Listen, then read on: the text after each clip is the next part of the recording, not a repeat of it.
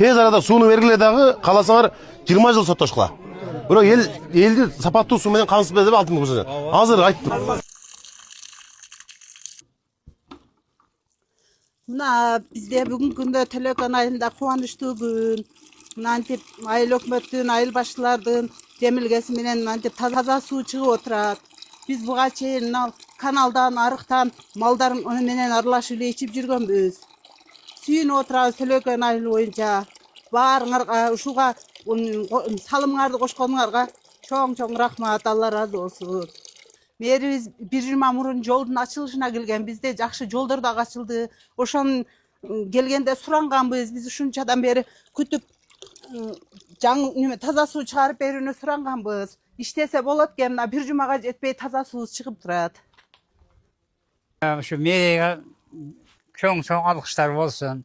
Мээрege ушу колго албаса бул иш болбосо керек эле. Рахмат. Ошол Акаев рахмат. Şu элдин камында жүрүп ушундай сууларды чыгарып берди. Жакшы иштер болду. Төлөкөн менен Бодур Таш деген 2 айылда бул убакка чейин таза суу болгон эмес.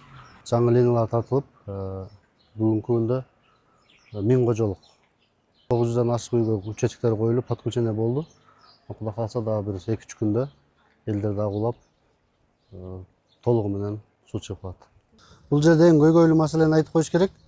Элдер резервуар 500 кубтан 1000 куб 2 резервуар бар да. Мынантип элдер жаңы суу тартылган боюнча неме кылган эмес. Үйлөрүнө монтаждаган эмес.